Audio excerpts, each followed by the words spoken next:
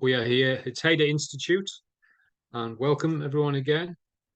This is the Diploma in Alcohol and Other Drugs module Research and Apply Evidence to Practice, CHCPOL003. So that's the module code. This is the second of two.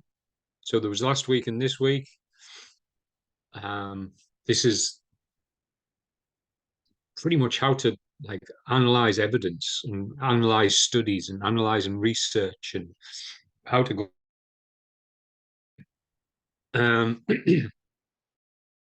couple of ads. No, we'll do the housekeeping because that's normal. And the acknowledgement of country. In the spirit of reconciliation, Haiti acknowledges the traditional custodians of country and their connections to land, city, and community.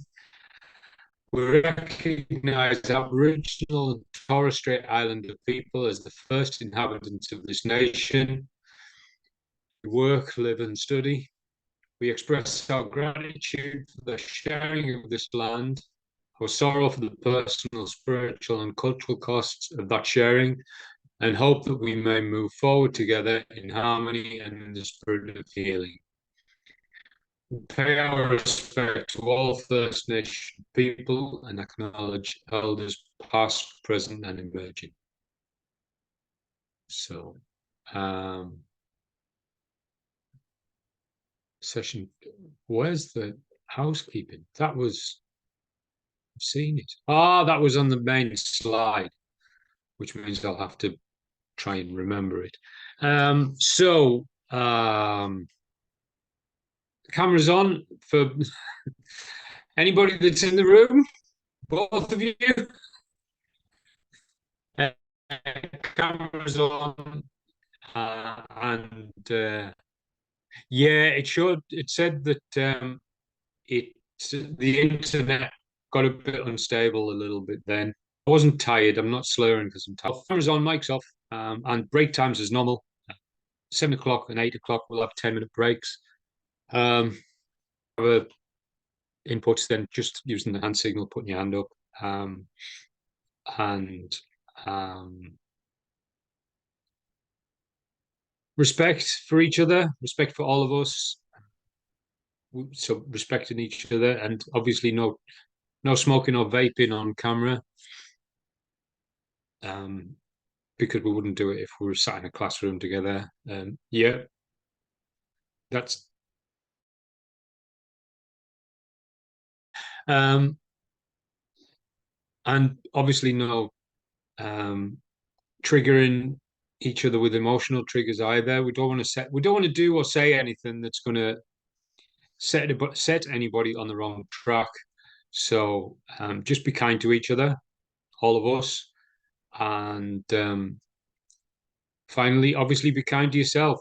After the class, take time to, I don't know, have a bubble bath or hot chocolate or something that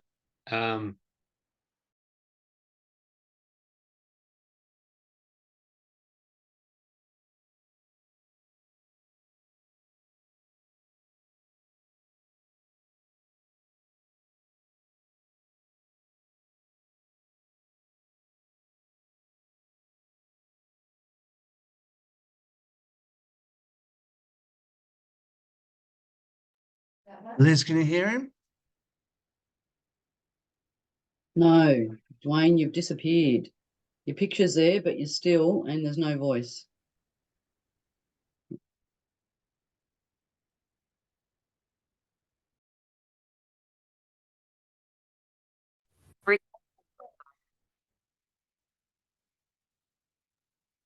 Gone. I disappeared. I kept waffling on. I didn't even know I'd disconnected. We were being polite. I think we're being polite, and we didn't want to tell you, you know. Yeah. Hope that doesn't mean it's on its way out tonight.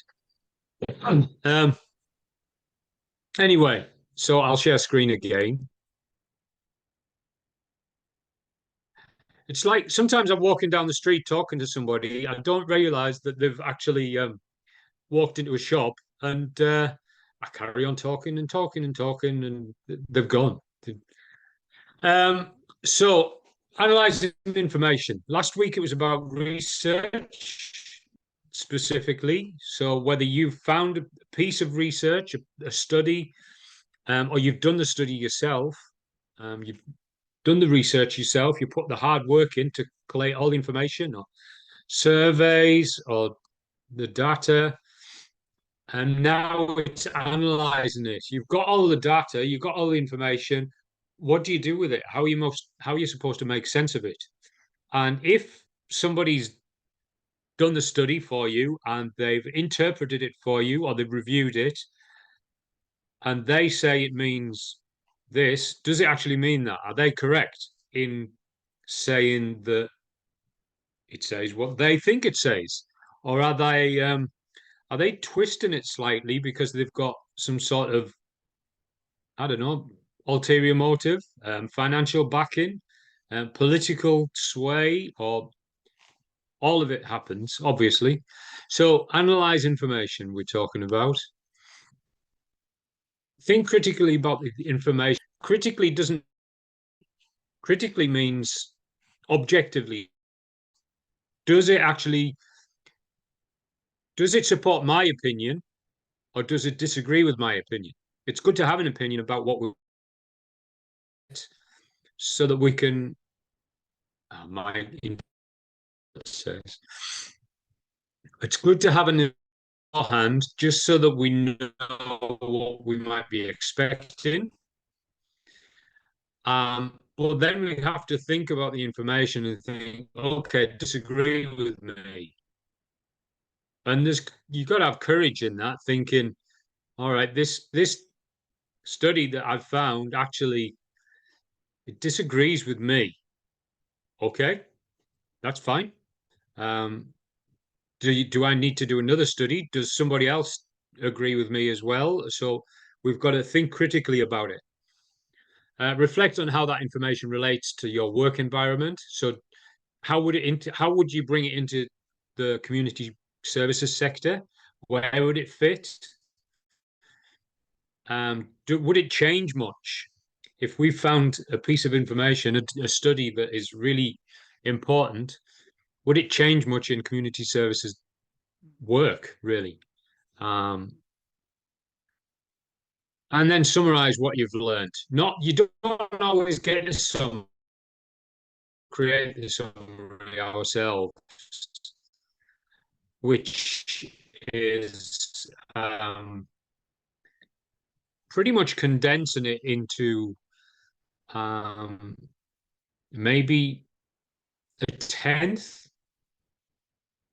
found. So if you've got a few hours work,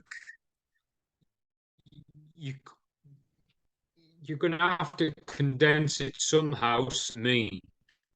So summarizing it clearly and then asking other people if it really makes sense.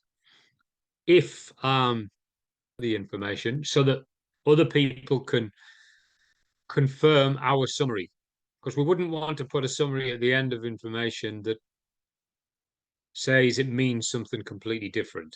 That would be a big mess. So focus on findings. What does the research say?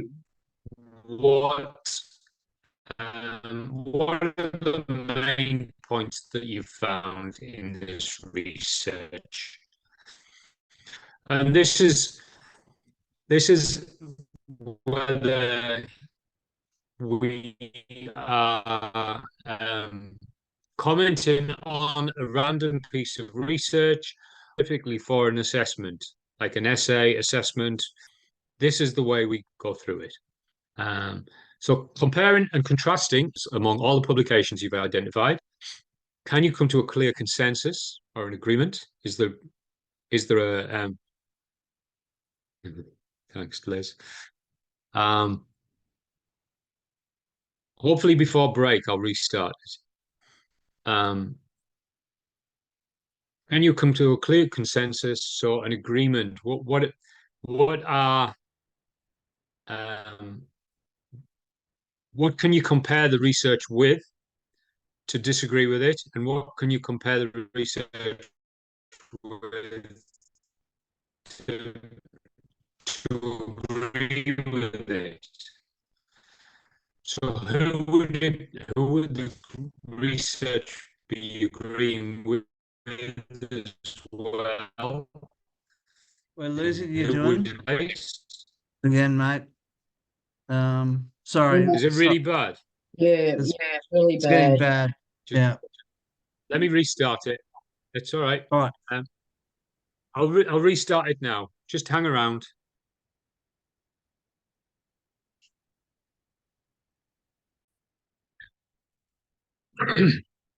Okay, so do the publications agree on the same specific area?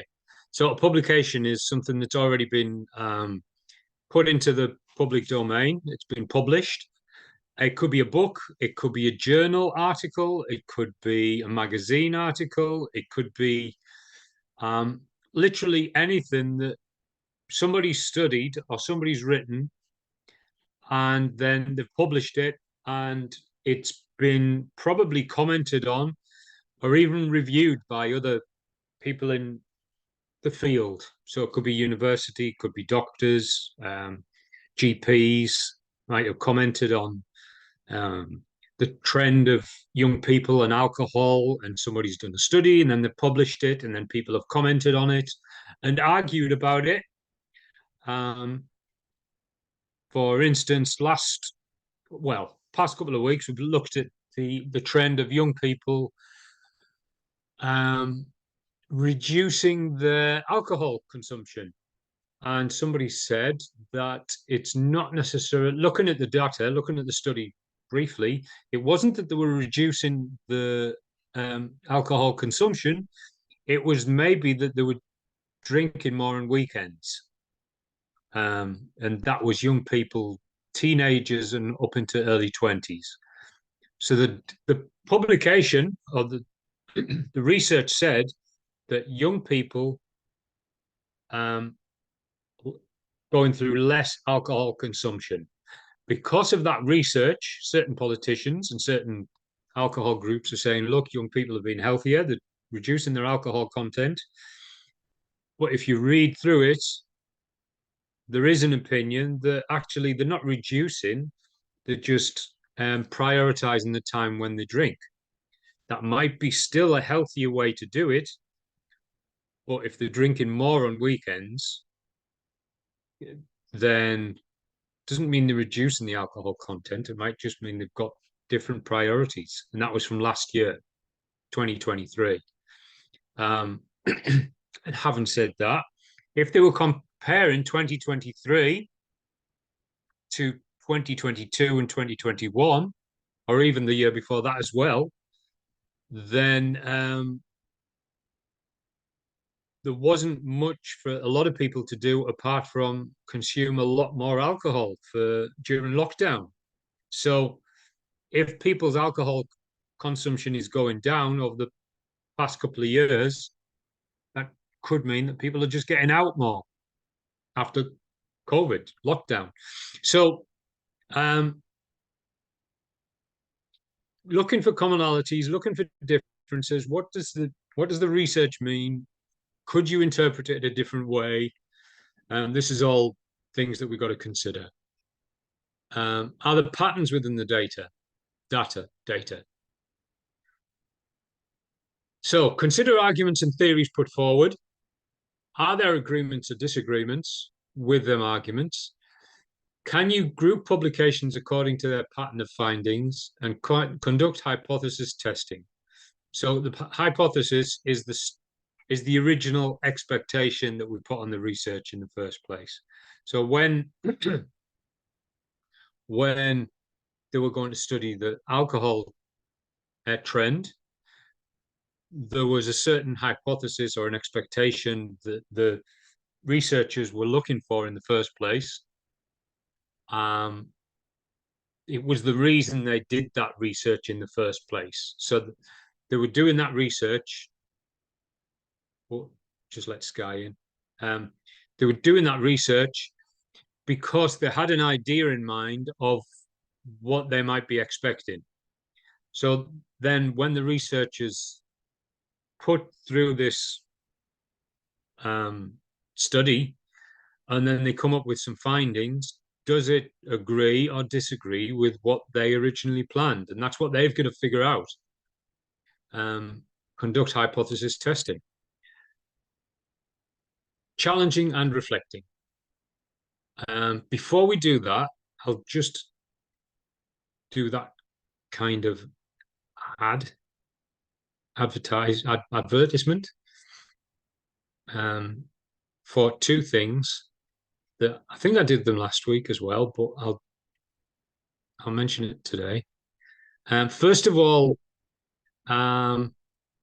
is the learning support that it's best to do the assessments while we're doing the topic. So it's when the information is fresh in our mind, it's best to get the assessment done then. So while we're studying research at the moment, and different methods of research, it's best to get the assessment for this done in the hours that you would normally be expected to do the study in the next few days or the past few days. Once maybe a week or two passes and you can't remember what this session was about, it's really hard to play catch up and go back over trying to figure out what on earth was that session about. There's something about research, something about analysis of data and things like that. And that's normal. That if once a few days have gone past, for me, it's like 1 or 2 days, and I can't remember what the session was about a couple of days ago. So if I was doing something, excuse me, if I was doing something in studying something and I didn't do the assessment straight away, I wouldn't be able to remember it. I'd have to backtrack and try and figure out what it was on about, which does happen a lot. But with that, the learning support understand that, and they know what the sessions are. So in a few weeks' time, if we miss the assessment, if we miss the assessment session, then we go back to it and we try and figure out what it means. Contacting learning support will be able to step you through it and help you, because they understand that after a few weeks, it goes out of your head. The other thing is the learning guide. I'm sure I've mentioned it last week or the week before. This is the current learning guide on research. So it starts research and apply evidence to practice. And we are here. So these are the topics that we're studying last week and this week. So what is research and why do we do it? Why do we need it? Evidence-based practice, that was what we looked at last week. Evidence-based practice, that the way we work, the way we do community services, the way everything flows together is all based on evidence. If it's not based on evidence, then why would we do it? It's all based on research. It's all based on study. It's all based on facts about what works well for people. So the rules of research, and come on.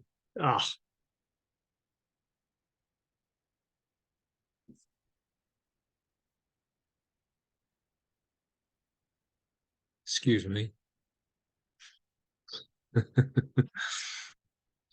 Study and design research methods. So how to do research that we need to do. Assessing feasibility, benefits and risks of a study. We'll have a look at that in a minute. Concluding findings and documenting findings and consulting others. So this learning guide is great. Just to jog your memory, sometimes even if you have caught the session couple of days later, just have a look at the learner guide and just remind yourself, oh yeah, that's what we were on about when we were looking at that. So there's some articles in here and there's some tasks in here that we'll have a look at in a minute. But challenging and reflecting. So we've got the research and we've got to challenge it. If we can't challenge it, it's not worth anything, really. Research has to stand up to interrogation and challenging, and research has to stand up to people disagreeing with it. Did you find what you were looking for in your search? And that's testing the hypothesis. Do the overall findings surprise you? So you're researching on young people and the vaping. That was the other trend that was put out there, that vaping is increasing in young people. So you guessed, if you were doing the study, you guessed that young people's vaping is going up in a trend, and you did the study, and you find that the figures, the statistics say that they're vaping way more than you thought they were. So does that mean you need to do another study? Does that mean that there's certain groups of young people that are vaping? So analyzing the study, because the overall findings may surprise us in a big way. It could have gone the other way, that actually we've done this massive research and it didn't actually prove what we were looking for in the first place. That happens a lot. So is there anything missing from the body of information? Well, we've done the study. We've found what we needed to find, but it doesn't tell us the whole story about, okay, vaping is going up in young people, but somebody didn't put on the survey form for age. So the survey might have been given to everybody in a high school. Everybody in maybe 10 high schools had to fill out the survey. Okay, but that doesn't break it down into age groups, and we haven't got any groupings for age. All we know is that young people in high schools, their vaping is going up. Is that all the older ones, or is there quite a lot of younger ones in there that are vaping? Unfortunately, that was missing. So we need to keep asking questions and challenging things. Assess information and risks. So obviously, the information would be analyzing what information we've got, but the risks could be the risks that were there for the researchers. If it's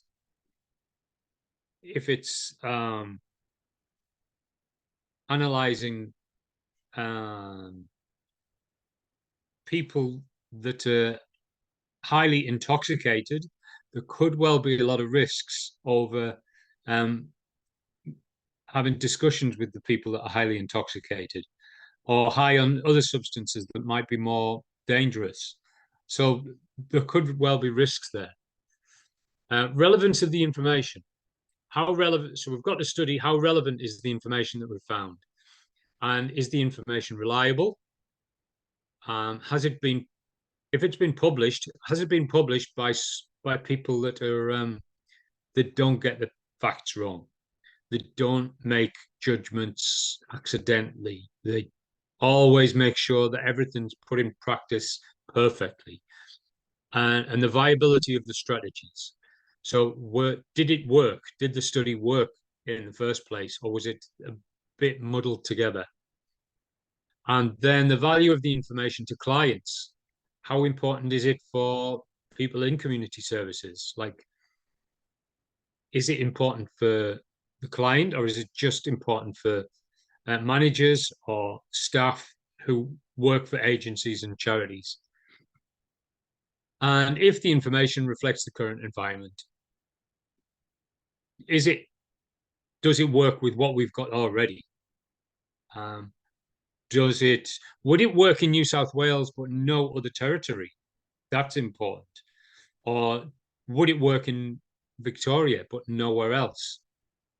And if it wouldn't work in all states and territories, that is why we've got a federal government, that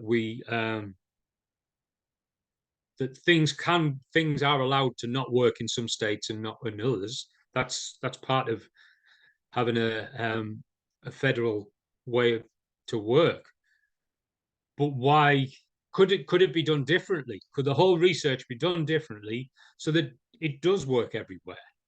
Like all of these questions. Assess information and risks. The information may not be relevant to all clients. The research has been undertaken by those that do not have the relevant experience or qualifications, and the information is not reasonable. So reasonable, it's not, it just doesn't work. It's not a reasonable thing to do. Or it's, maybe it's been answered by people with a very specific political agenda. It was, all the research was done in private schools, or all the research was done in high socioeconomic area in a certain place that doesn't really reflect the whole of our society. So was it swayed one way or the other? That's important. And make and document conclusions. What was the objective? What did you search for the information, and what information did you find? And what were the findings of your analysis? So here, I'm just going to jump off and do a little task, research task. And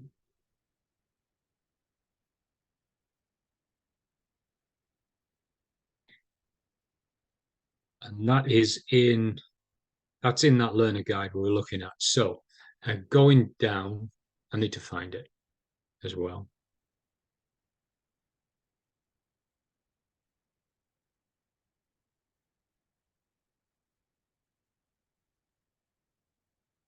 Here we are.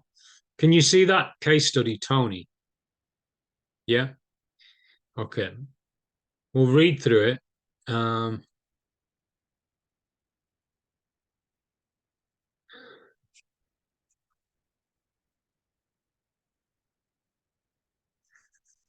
So the table below is the that bit underneath. So Tony, using the table below, consider how a PICO search would apply in this case study. So have a look a little bit up, previous page. Tony, who is 40 years old, has suffered from long-term alcohol challenges, drinking a bottle of whiskey a night, which impacts on his health and well-being. He has depression, high blood pressure, and memory problems. His drinking behavior when drunk have created problems in his relationships with his children. Through intervention, it comes to light that Tony's alcohol abuse developed as a coping mechanism for managing trauma in his childhood, which is when his drinking began. Interventions have included support groups, one-on-one intervention, psychotherapy or psychology to get the root of the problem and manage psychological challenges. No comparison was applicable, but the outcome included minimized alcohol intake from every night to 3 days a week. So that's a legitimate reduction, minimization, sorry. Improved psychological well-being. Goals met in personal therapy with motivational interviewing greatly supporting his own autonomy for change.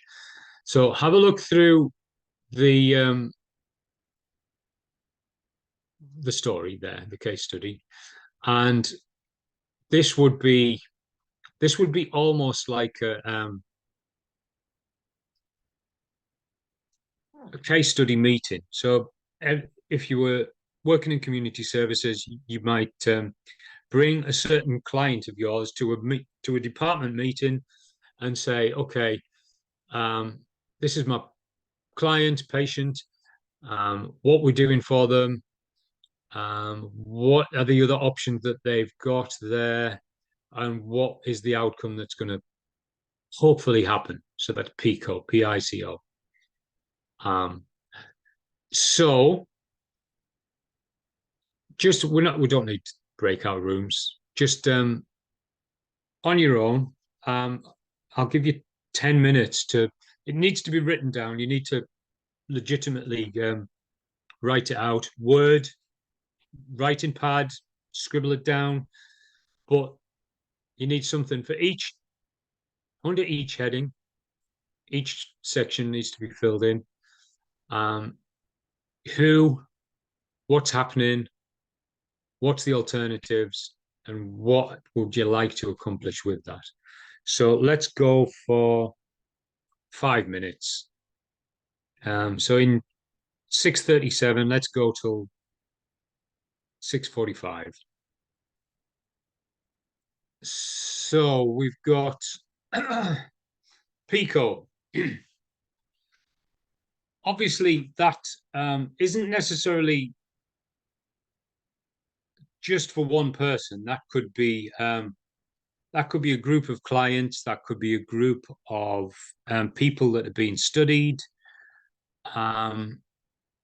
It could be a community in a certain area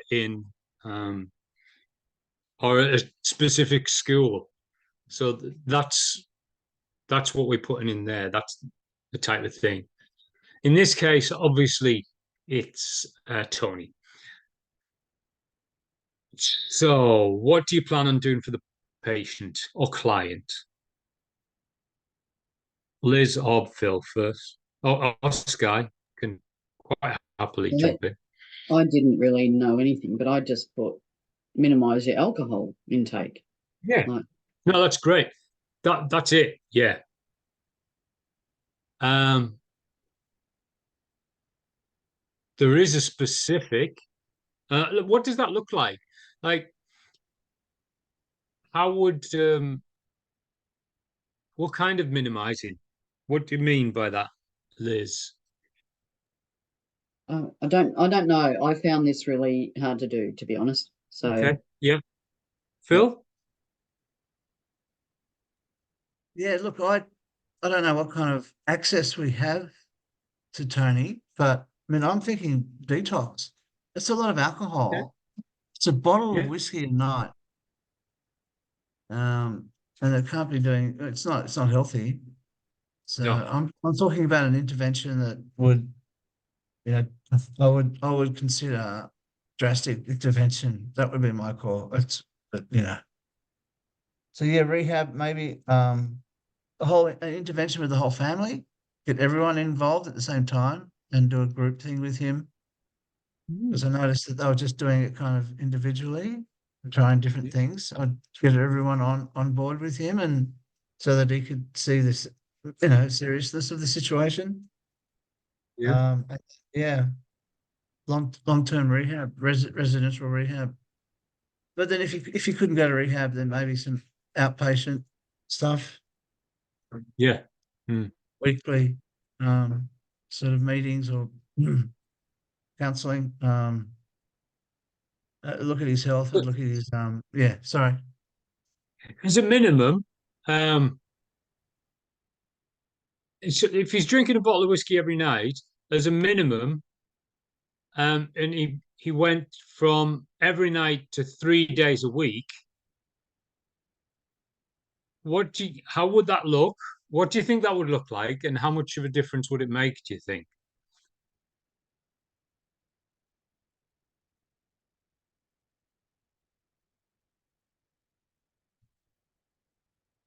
For me, Anyone, yeah.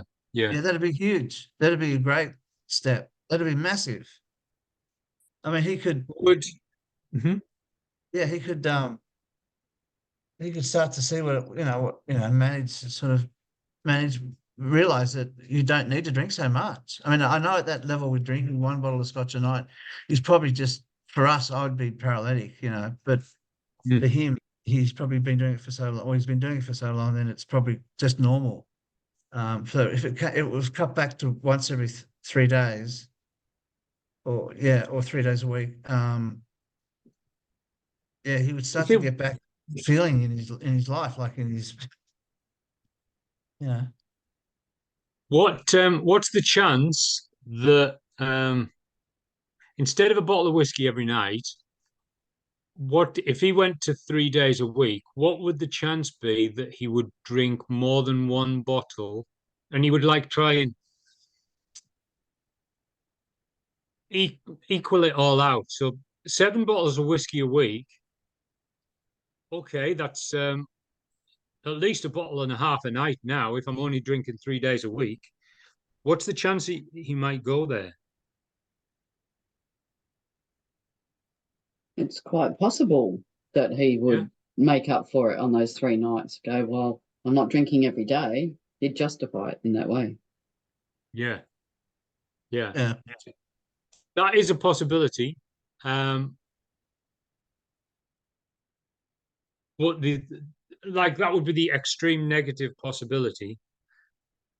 But there's a positive possibility as well that actually because of the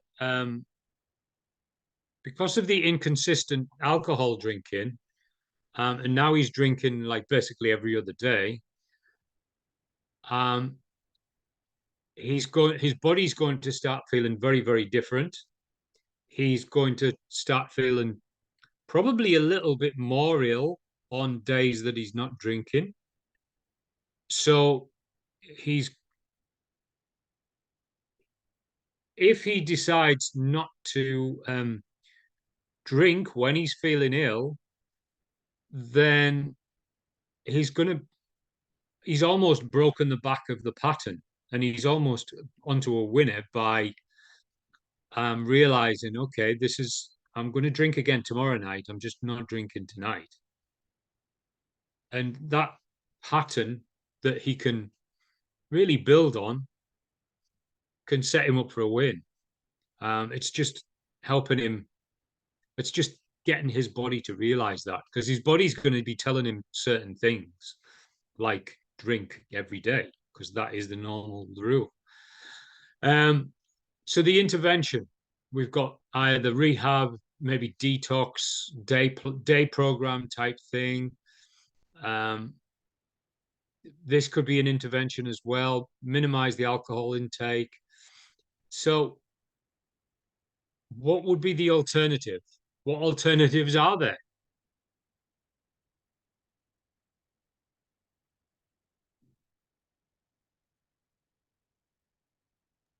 He could try abstinence completely.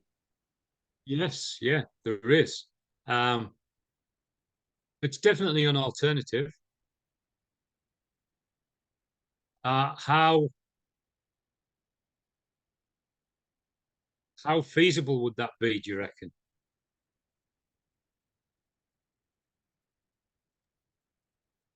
Be very hard for him to do if he was drinking a bottle a night. Yeah, yeah, Mm. definitely. Um, The withdrawal symptoms and everything. yeah. Can you think of a really negative comparison? If the intervention doesn't work, what could be a really negative thing that could happen? He could get in trouble with the law. He could go to jail. He could have a seizure, a heart attack. He could Yeah, pass out and get that one time that he just drank too much, that get alcohol poisoning and vomit in his sleep and drown in his own vomit. He could fall over and hit his head. He could forget to do something important, medication, continually forgetting to eat. Yeah, it all comes back to his health and his yeah, well-being yeah, it's true. and his behavior and his actions. So alcohol affects and the continued use of alcohol, would just completely, affect you in lots of different ways, wouldn't it? So Yeah, definitely. eventually, something's going to happen eventually. So, finally, what would you like to accomplish with any of the alternatives? Whether it's rehab, whether it's detox, whether it's some sort of day program, or it's minimized alcohol intake, going to 3 days instead of 7. What's the end goal? Or even not even an end goal, a brief goal, something to aim at. Improve his health. Yeah, yeah, Yeah. definitely. To get him to stop, drinking. Yeah. So Maybe. stopping Or cut drinking would be one. Improved health would be another. What do you mean by improved health? What kind of what Well, in his stopping health? drinking. What would be better? Well, stopping drinking, I mean, if he stays off it, his health's going to improve slowly. Maybe not completely, but like he's going to stop. If he's not drinking a bottle of whiskey a night, it's going to help his blood pressure. Right. Good. Yeah.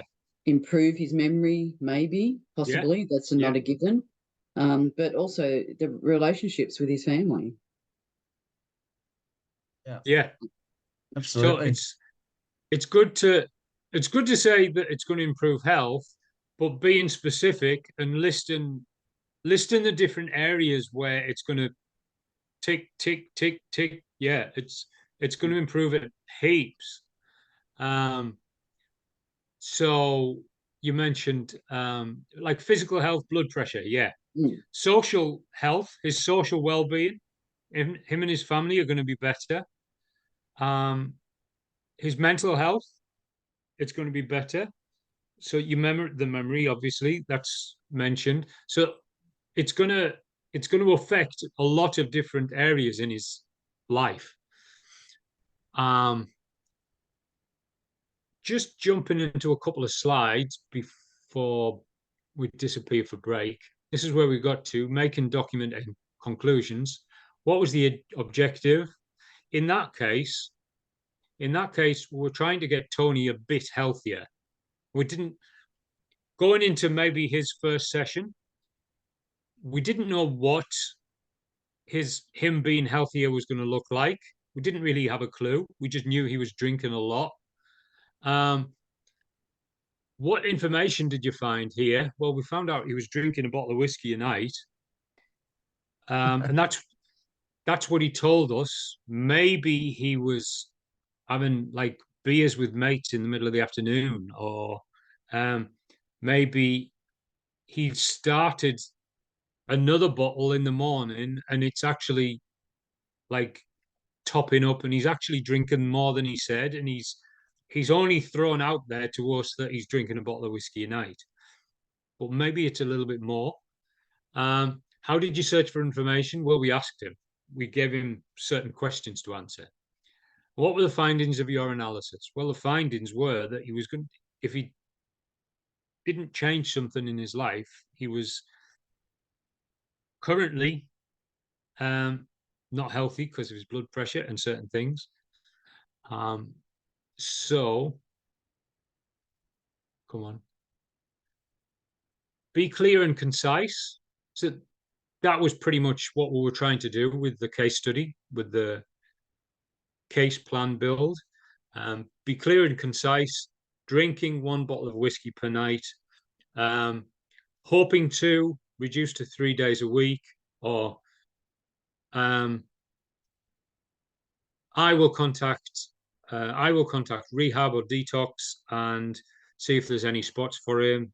Or I have given him a referral, the telephone number for a day program. All of these things, clear and concise. Avoid jargon and technical language. This doesn't need to be complicated. It's the less complicated, the better. Avoid repetition. Like, we don't need to keep talking around and round and round and round it. If the results of your search are unclear, state this in your conclusion. So if after 2 hours with Tony, and he says, yeah, I understand it's really, really unhealthy, but I just don't think I can give up. I don't think I've got the ability to cut back that much. Yes, I know that it's affecting my blood pressure, and it's making relationships really strained with my children. But after 2 hours, if talking with Tony, is it are we any further forward? And if the answer is no, then state that, write that down. We've had a few sessions with Tony, and he's not really progressing, and he's not really wanting to. He's not wanting to make any further steps forward, but happy to keep talking. Use subheadings arrange by theme. Questions. We'll come back to these questions after break, I think. Get some water, everyone. Oh, welcome, Sky. We're just going to have a break for 10 minutes. Get a drink of water, freshen up, come back in 10.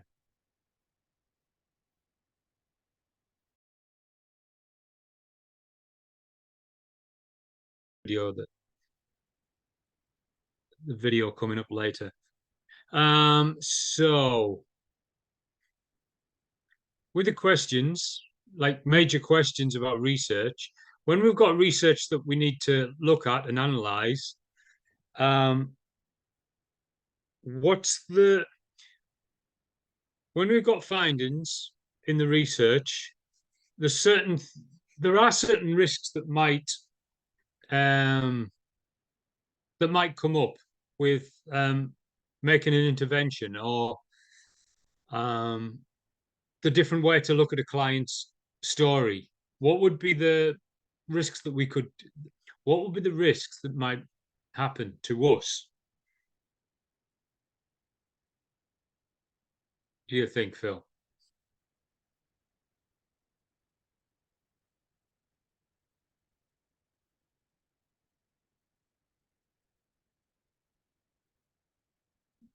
Yeah. Sorry.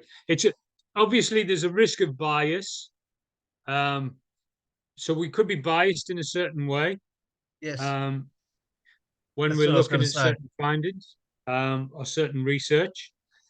We could be influenced by other research, which means we could be influenced by other clients that we've had before.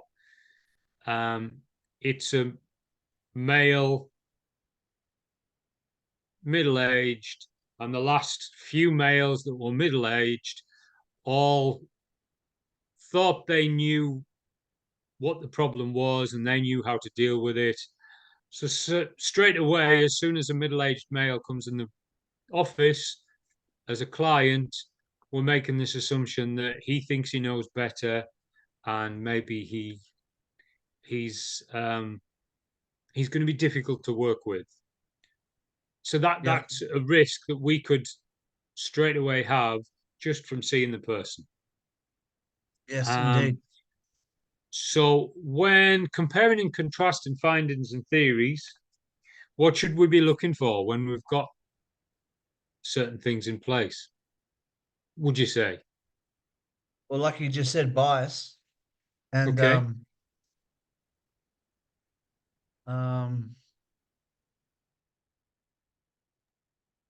Yeah, what else? I'm not sure. That's about all. I think you covered it well. Yeah, just personal bias. Other things that we should be looking for.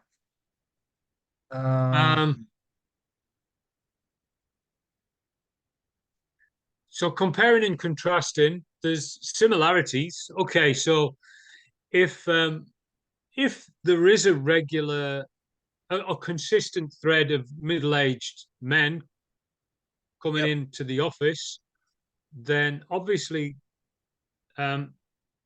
it's the positive thing is that middle-aged men feel supported in coming to get help and support in this area.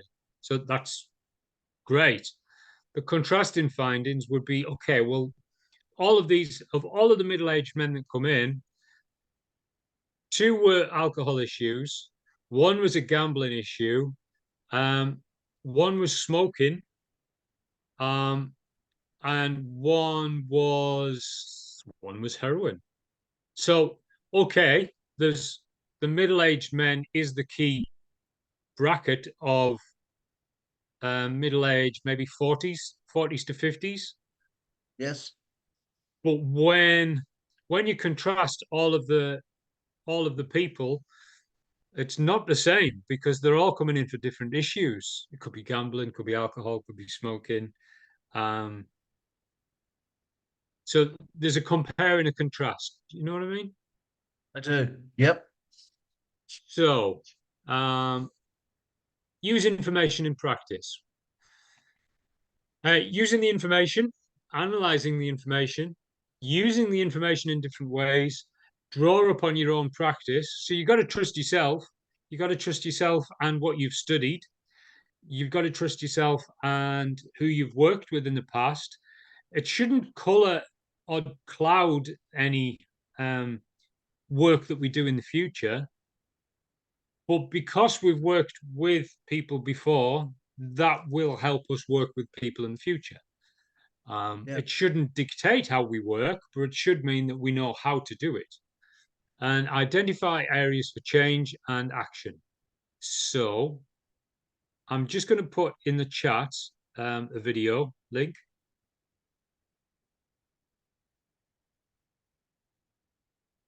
I'll put it for everybody just in case anybody else comes in.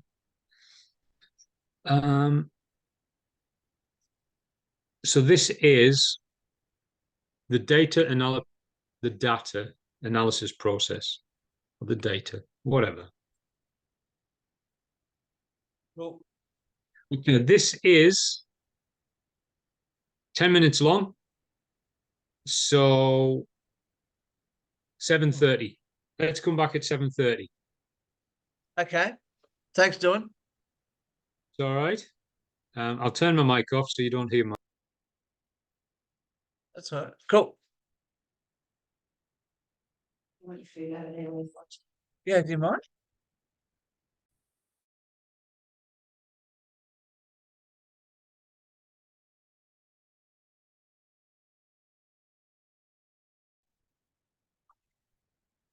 Okay, so that was analyzing data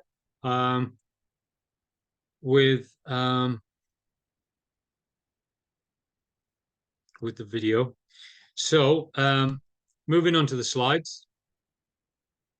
As I said, using the information, analyzing the information, using it in different ways, and identify areas for change and action. So we might look at the study, we might look at research that we've done or that somebody else has done and say, hold on, there's no age bracket on this at all. We need to redo the whole study and put an age on it, and just to make it legitimate, make it useful. It's no good to me if I don't know what age these people did this study. He might say it was done in a high school, but it might have been all the staff that did it. No children did it. It was just the teachers. So we need to make sure that the information that we get is what it says. So using the information, adapt your own approach when working with clients, which means don't pretend to be somebody else when you're trying to analyze things, and be yourself. Use your own perspectives. Use your own personality to get across to people. Discuss theories with clients. So in the discussion, do you think that you would feel better if you smoked less than one packet every day? Would it be better on your pocket, on your finances? Would that help you a little bit? Or with Tony, do you think that your children would be proud of you if you were able to cut down from drinking a bottle of whiskey every night? What type of things that they would say if you told them that you've cut back in a massive way? So suggesting a new way of organizing services. So what in a department meeting, in a work meeting, instead of doing it the way that we've done it before, maybe we could put something on social media rather than putting flyers out in the local fast food restaurant. that some people might get to. What about putting an advert on the community Facebook page and mentioning something there? It could be completely different, but it might be really, really useful. And applying knowledge of cultural connections. So how do we affect other cultures as well? Indigenous, migrants, asylum seekers, all sorts of. It might be alcohol that we're targeting, but is it alcohol and young people? Is it alcohol and aged people? Is it alcohol and indigenous cultures? Is it alcohol and refugee cultures? So we might be targeting one thing, but it changes depending on who we're targeting it with. So identifying areas for change. So we've got the data, we've got the research, and then we look at it and we think, actually, we need to correct it. Something needs to be redone. Trialing the use of intervention, approach, or strategy. So we could try this. How would you feel if we tried this? Do you think this might be something that you could do? For Tony, maybe. Tony, do you think you could just wait till the weekend to have a good drink? And he says, no, I don't think I'll be able to do that. Not Monday to Friday, not going without a drink. And we come back with, okay, fair enough. And what about 3 times a week? Or 4 times a week, 3 or 4 times a week, which is almost every other day. Do you think you could manage that? And he says, yeah, I could probably handle that. So it's a trial. And with a trial, it's not that it passes or fails. A trial works. If the trial doesn't work, we do another trial. And then another trial. And with Tony, it could be that he does it during the week. So he goes Monday, Wednesday, Friday, and Saturday and Sunday because it's the weekend. And then he gets back on and says, okay, no, I can do this. I can do Monday and Wednesday and Friday and Saturday and Sunday. And he notices that actually the weekend's the hardest. And he comes back and he says, I was doing all right in the week, but the weekend, it's difficult because he's not with his family, or he is with his family and he can't handle it because of whatever reason. So a different approach. We'll think of something. Embedding aspects of best practice. So best practice is non-judgmental, and Tony, it's not the end of the world that you didn't manage to do it on the weekend. We'll keep going. We'll think of something else, and we'll make it work together. Advocate for changes to practices. So it might not be with Tony that we might need to have a meeting. We might need to have a meeting with our workplace and say, look, the way we're working with middle-aged men is it's not going to work for all middle-aged men, because we've got Indigenous middle-aged men, we've got white middle-aged men, we've got Italian middle-aged men, and we've got Aussie middle-aged men, and they're all very, very different. So there might need to be some changes to the way we work. At this stage, should be proposing the changes only. So what can we do for changes depending on who we're working with? That would be the key thing. In the knowledge, what knowledge can a worker draw upon to apply research findings to their work? Well, I mean, there's all levels. It encompasses all levels of. There's so many areas that you can draw on in the research, but essentially, an AOD worker needs we basically need a solid understanding of the principles of alcohol and other drug sort of preventions. Yeah, And that's good. it includes the use, stop the onset of AOD use, delay the onset of AOD use. So there's stopping and there's delaying it, reduce the harm caused by AOD use. And I suppose, research literacy really for AOD workers is to identify the relevant AOD research information and data sources. I'm reading some of this here from a website, but critically evaluate research, separating reliable evidence from misinformation.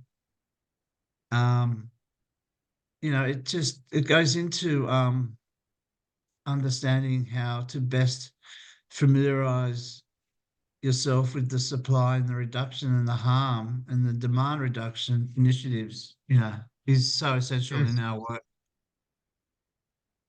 Yeah, definitely.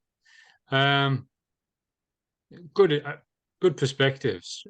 So knowing the AOD research. Yeah, it's Why can translating research into work practices be challenging, do you think?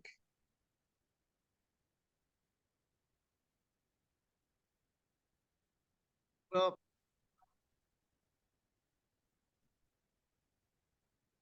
I suppose why can translating research into work practices is it is challenging, as we talked about before. I suppose there's people have so many different backgrounds and beliefs and ideas, and some people like myself have lived experience, um, and I suppose expressing that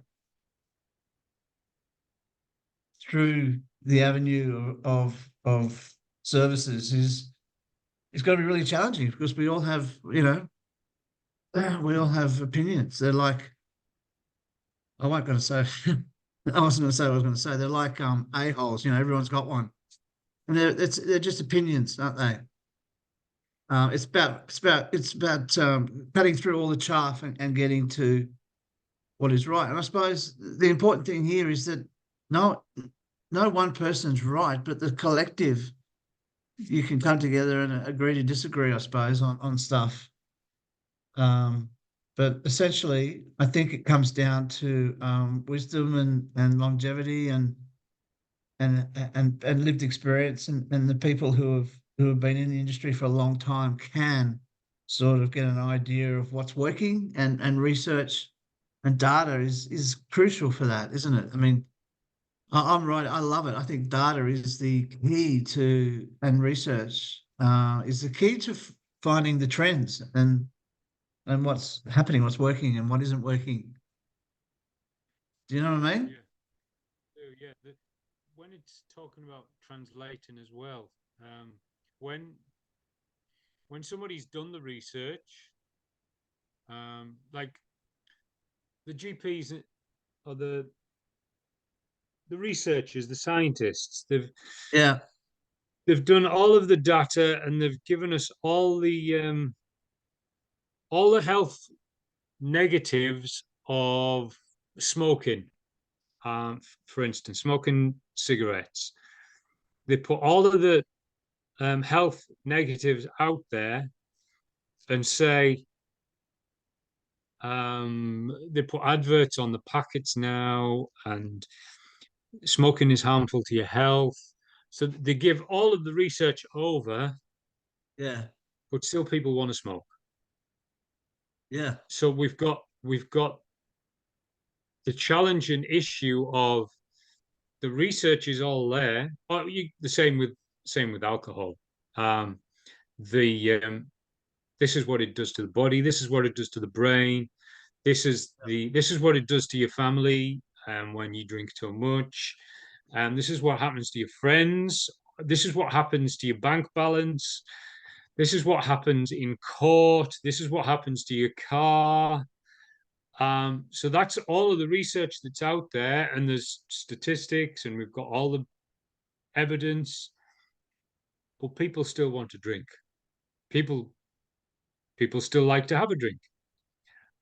So the challenge often is people people quite often go against the research. people quite often don't care about the research, and we've got to get the research and use it, even though people don't want to know about it. That can be Yes. challenging. That can be very challenging. Imagine. Um, Yeah.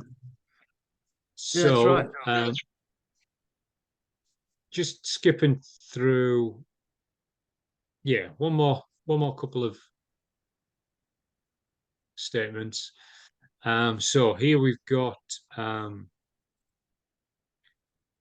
they're almost conclusive topics for further study. Did you consider all population groups in your research? And obviously, that's an either-or question.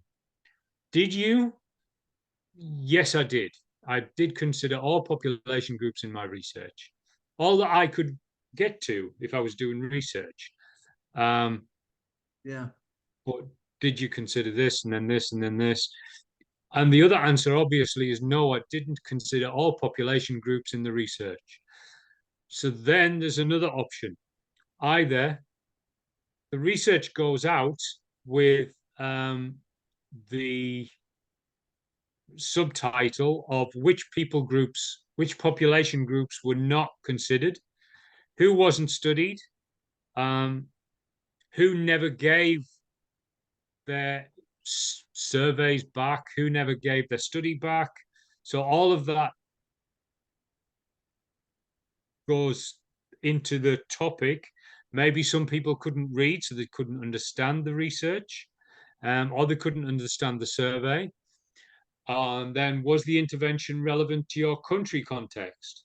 So, was it appropriate for the people that you're working with? Was it appropriate for the people that live near you? Was it appropriate for your community? Or was it in a foreign language? Or was it in English, but you don't speak English? So there's all these things to consider. Is there too much quantitative research and a lack of qualitative research? So is it just numbers? Is it just numbers and data? Is there no perspectives and opinions there for people? One more video and then we'll have a break. So looking at further research, do you still have unanswered questions? That's the main thing. So we've got all the research, we've got all the paperwork, we've done everything that we possibly can. We've questioned it, we've studied it. Is there too many statistics and not enough explanation, or is it all people's opinions and feelings and not enough data? This one here. Or do we still have unanswered questions? Is there still something that we can still sort out? So with further research, randomized controlled clinical trials. So we could take something and get it actually to be studied by a different organization, a different research organization could take over and put it into practice for us. Case series and case reports, working through that. Meta-analysis, we'll go over these in a minute, or after break actually, and cohort studies. So I reckon let's leave it there and we'll jump back into looking at these after break. 8:10. All right, mate. Thanks, Phil. Thanks, buddy. To the end. Hi, Phil. So back here, this is where I left it. The further research was, I'll go down. So the types of studies that we would be aware of when conducting further research include, first of all, randomized controlled clinical trials. It uses methods and random, just completely, I think random's the main word, basically. Could be absolutely anybody. It could be a young person, an old person. There might be going through medication. They might be going through issues that affect the study, but that isn't taken into account. It's just completely random and blind. Compares these clients undertaking a therapy with those who are not. So there could be things that we can't control, all behind because of the way it's done. And next, case series and case reports. Reports on treatments and outcomes of a series of individuals or one individual. Just like a bit of a detailed analysis of a person or a group of people. A meta-analysis. Meta-analysis is really good because it examines a number of different studies and combines all the results. So there might be lots and lots of studies on alcohol, and it puts them all together and then describes the results and what it came up with. And then finally, cohort studies.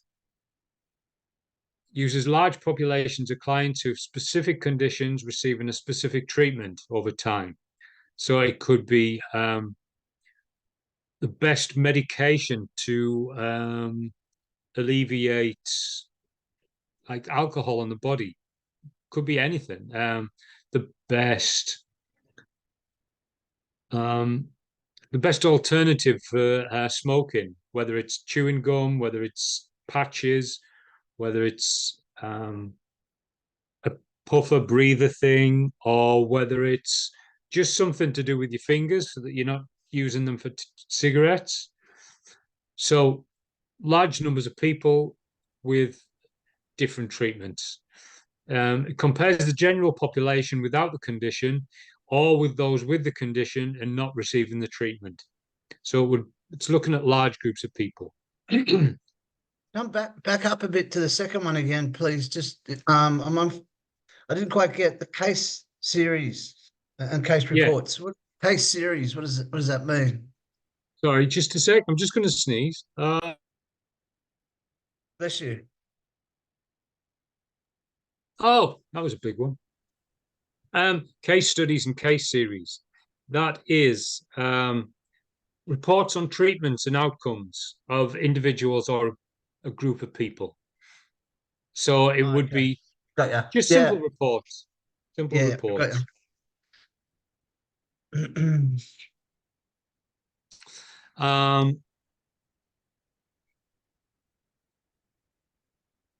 Next, we're going to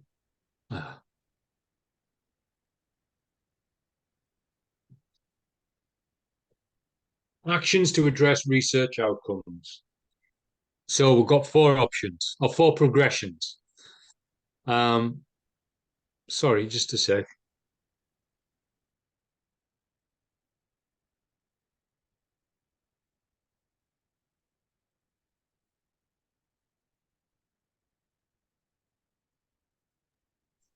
Okay, so request a meeting with your supervisor to discuss the new approach. So there's been some studies done, and now it's ready to take to the hierarchy of the agency, the service that we work for.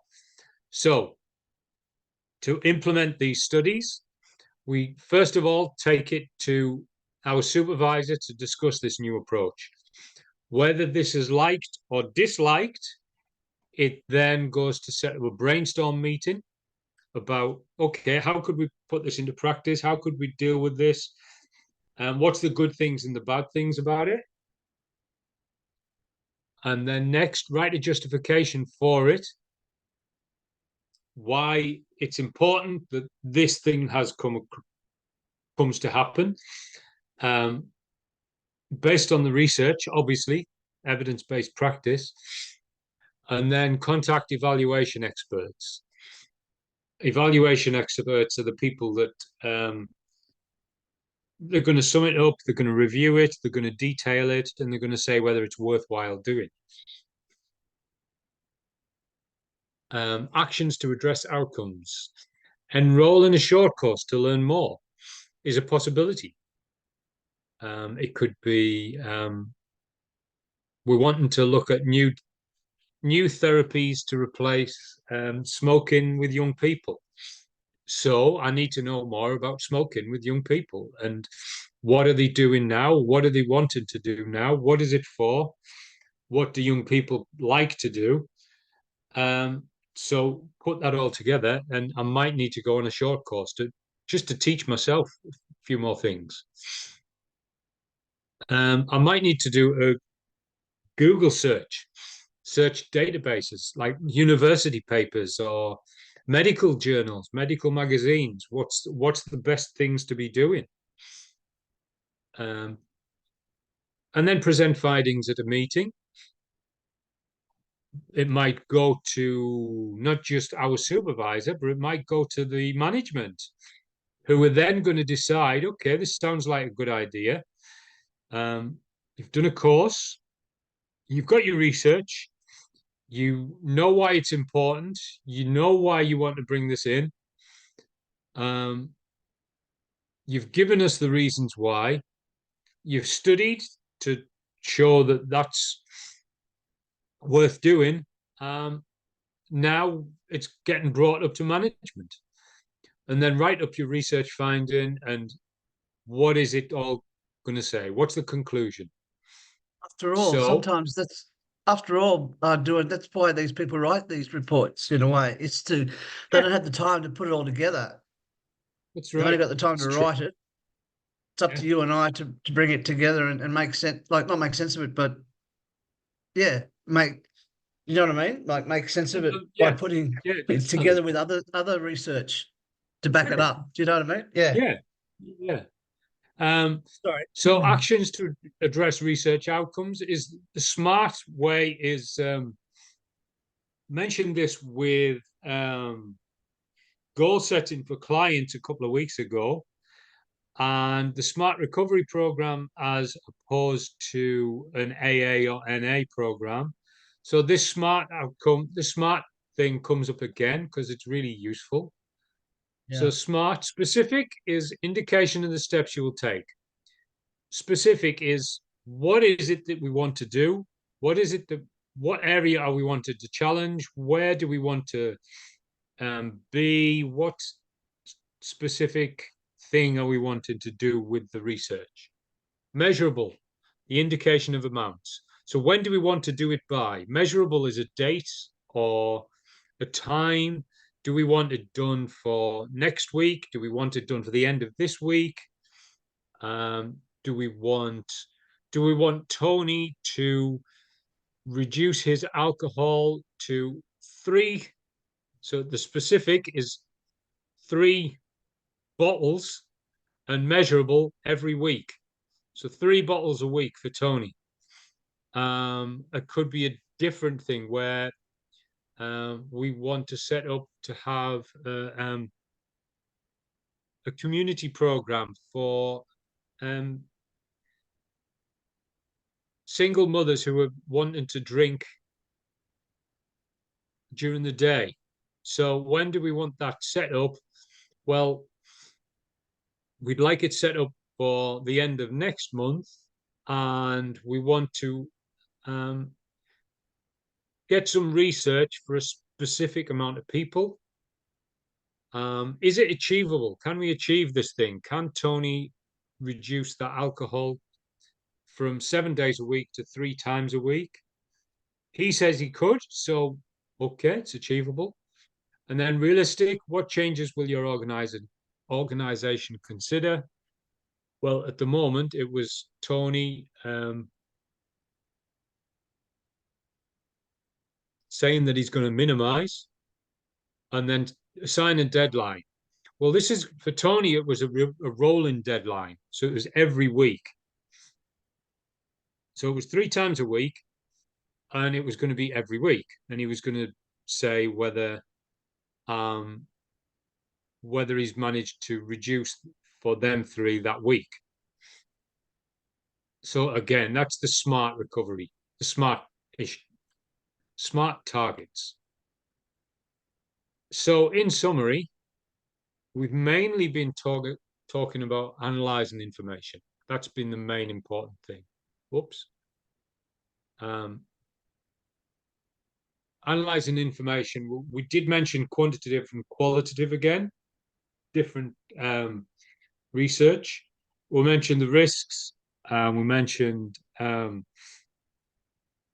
problems with research, problems with analyzing the research, and then we moved on to bringing it into smart targets. So questions, any questions, Phil? No, mate, all good. Thank you. All right. So with that, as I mentioned earlier on, any issues, see if I've still got it open. No, I was gonna throw in the learner guide again, but don't forget the learner guide. It's a good, it's pretty helpful, just to remind any things that we haven't made clear in the session. That's Ewan, that's the learner guide for it's the CHCPOL003 learner guide, right? That's right. Yeah. Yeah, too easy.